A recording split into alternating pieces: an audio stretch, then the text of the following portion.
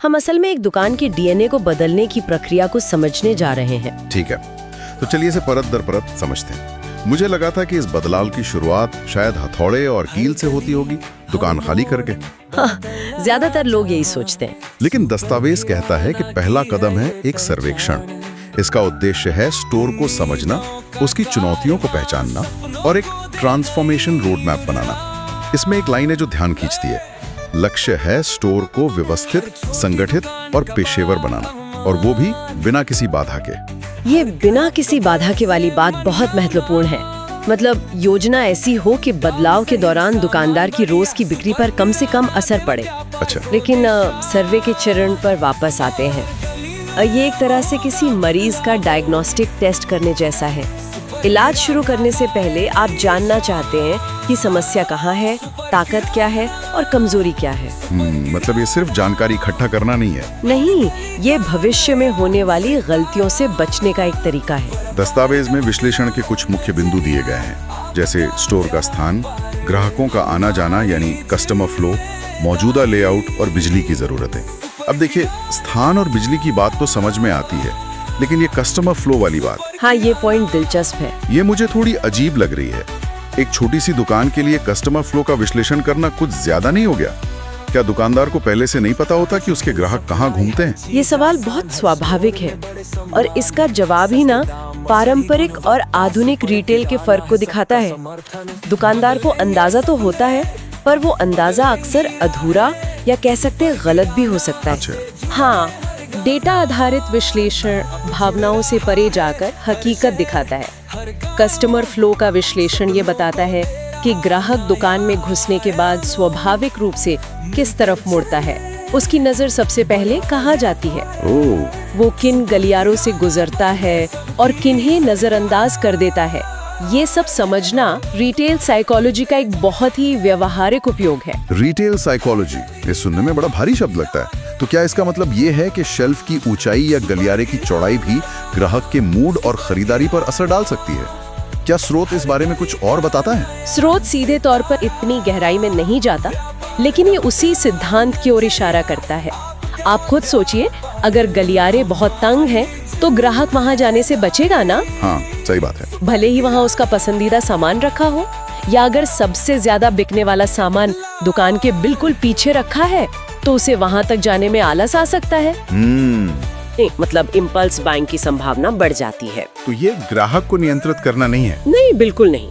ये उसके अनुभव को सहज बनाना है। अच्छा, तो मतलब दुकान का डिजाइन ऐसा बनाया जाता है जो ग्राहक को अनजाने में ही ज्यादा खरीदारी के लिए प्रेरित करे। ठीक है, योजना बन गई, डेटा इकट्ठा हो गया। अब आता है असली भौतिक बदलाव का दौर, जिसे दस्तावेज में इंटीरियर ट्रांसफॉर्मेशन कहा गया है।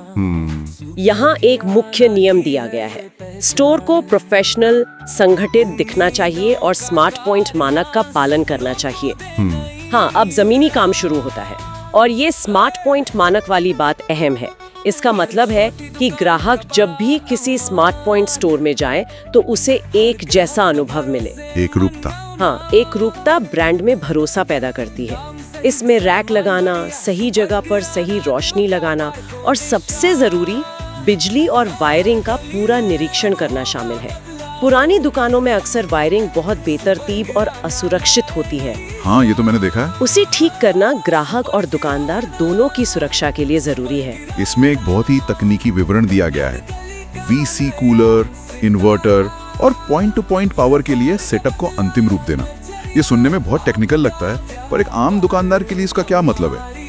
क्या इसका मतलब है कि अब दूध दही जैसा सामान खराब नहीं होगा, या बिजली जाने पर भी दुकान चलती रहेगी? बिल्कुल सही पकड़ा आपने। ये तकनीकी विवरण ही इस बदलाव की आत्मा है। वीसी कूलर यानी विजी कूलर, वो शीशे के दरवाजे वाले फ्रिज होते हैं। हाँ, जिनमें कोल्ड ड्रिंक वगैरह रखी होती हैं। हाँ, कोल्ड ड्रिंक, दूध, दही, इससे उत्पाद दिखते भी हैं और ठंडे भी रहते हैं। और इन्वर्टर ये सुनिश्चित करता है कि बिजली कटने पर दुकान में अंधेरा ना हो, बिलिंग मशीन चलती रहे। और फ्रिज भी बंद ना हो। हाँ, इसका सीधा असर ये होता है कि दुकानदार अब ज्यादा डेयरी उत्पाद रख सकता है, जिससे उसकी कमाई बढ़ती है और ग्राहकों को ताजा सामान मिलता है। ये दुकान को सिर्फ सुंदर नहीं, बल्कि ऑपरेशनल तौर पर ज्यादा मजबूत और भरोसेमंद बनाता है। ये बात तो सही है। और डिजाइन के बारे में स्रोत कहता है, हर कोने को अधिकतम उत्पाद दृश्यता सुनिश्चित करने के लिए डिजाइन किया गया है। ये सिर्फ अच्छा दिखने से ज्यादा लगता है, ये एक गहरी व्यावसायिक रणनीति है। सोचिए, एक अंधेरी सीलन वाली दुकान की तुलना में एक साफ सुथरी अच्छी रोशनी वाली दुकान आपको कैसा महसूस कराती है? जाहिर है अच्छा महसूस कराती है। अच्छी रोशनी और साफ दिखने वाले उत्पाद ग्राहकों में विश्वास पैदा करते हैं। उन्हें लगता है कि यहाँ मिलने वाला सामान ताज़ा और अच्छी क्वालिटी का होगा। ये एक अव्यक्त संवाद है। दुकान बिना कुछ कहे ग्राहक को बता रही है कि आप मुझ पर भरोसा कर सकते हैं। तो इस पूरे चरण का अंतिम लक्ष्य सिर्फ दुकान को नया रूप देना नहीं है, बल्कि एक सहज ग्राहक अनुभव बनाना है, जहां ग्राहक को कुछ भी ढूंढने में मेहनत ना करनी पड़े। ठीक है, तो दुकान का ढांचा खड़ा हो गया, लाइटें लग गईं, फ्रिज भी आ गए। अब ये एक सुंदर लेकिन खाली जगह है। असली जादू तो तब शुरू होगा जब इसमें सामान भरा जाएगा, है ना? बिल्कुल। ये हमें प्रक्रिया के तीसरे चरण में लाता है, प्रोडक्ट प्लेसमेंट एग्जीक्यूशन फेज। हाँ, और ये सिर्फ सामान शेल्फ पर भर देना नहीं है, ये एक कला और विज्ञान का संगम है। दस्तावेज में इसके लिए भी कड़े मानक दिए गए हैं। जैसे कि सबसे पहले शेल्फ की सफाई होती है, फिर कैटेगरी ब्लॉक बनाए जाते हैं, यानी नहाने के सारे साबुन एक साथ, कपड़े धोने के सारे डिटर्जेंट एक साथ, सारे बिस्किट एक साथ। अच्छा, ताकि ढूंढना आसान हो। हाँ, इससे ग्राहक को पता होता है कि उसे कौन सी चीज कहाँ मिलेगी और उसे दुकान के कर्मचारी से बार बार पूछना नहीं पड़ता। स्रोत में ये भी कहा गया है कि डिस्प्ले जोन बनाए जाते हैं, और सबसे जरूरी बात, ग्राहक के चलने का रास्ता बिल्कुल साफ होना चाहिए। ये उस गुप्ता जी की दुकान की तस्वीर के ठीक उलट है जिसके बारे में मैंने शुरू में बताया था। हाँ, जहाँ जमीन पर भी बोरियां रखी होती थी। लेकिन क्या इस पूरी व्यवस्था में वो पुराना अपनापन कहीं खो नहीं जाता? किराना दुकान की थोड़ी सी अव्यवस्था में भी एक बात थी, जहाँ आप दुकानदार से पूछकर कुछ भी निकलवा लेते थे। ये एक बहुत ही वैध चिंता है, और इसका संतुलन बनाना ही सबसे बड़ी चुनौती है। साफ रास्ते का उद्देश्य ग्राहक को आजादी देना है। वो बिना किसी से टकराए, बिना किसी रुकावट के पूरी दुकान में घूम सकता है। ये उसके समय का सम्मान करना है। जहाँ तक अपनेपन की बात है, वो दुकानदार के व्यवहार से आता है, ना कि अव्यवस्थित सामान से। एक आधुनिक स्टोर में भी दुकानदार अपने ग्राहकों से वही पुराना रिश्ता बनाए रख सकता है। सही बात है। लेकिन यहाँ जो सबसे महत्वपूर्ण रणनीति है, वो कुछ और है। और वो क्या है? दस्तावेज में साफ लिखा है, ज्यादा बिकने वाले उत्पादों यानी हाई रोटेशन प्रोडक्ट्स को सामने की शेल्फ पर रखा जाता है। अरे वाह, तो ये सिर्फ सुविधा के लिए नहीं है, ये एक तरह की बिक्री बढ़ाने की तरकीब भी है। मुझे लगा था कि वे बस सबसे जरूरी सामान सामने रखते हैं। है तो जरूरी सामान ही, पर कौन सा, ये डेटा बताता है। मतलब दूध, ब्रेड या सबसे लोकप्रिय बिस्किट्स ठीक आपकी आंखों के सामने होंगे। बिल्कुल, और यहीं पर पहले चरण में इकट्ठा किया गया डेटा काम आता है। सर्वेक्षण से पता चलता है कि उस इलाके में कौन से उत्पाद हाई रोटेशन है। अच्छा। उन्हें सामने रखने से ग्राहक को अपनी पसंदीदा चीजें तुरंत मिल जाती हैं, जिससे उसका समय बचता है। लेकिन इसका एक और मनोवैज्ञानिक पहलू है। जब ग्राहक अपनी जरूरत का सामान आसानी से उठा लेता है, तो उसका मन शांत होता है और फिर उसकी नजर आसपास रखी दूसरी चीजों पर पड़ती है। ओह, ये बात है। अक्सर हाई रोटेशन उत्पादों के पास ही ज्यादा मुनाफे वाले या नए उत्पाद रखे जाते हैं, ताकि ग्राहक उन्हें भी खरीदने के लिए प्रेरित हो। ये ग्राहक और दुकानदार दोनों के लिए फायदेमंद स्थिति है ना? मैंने इस तरह से सोचा नहीं था।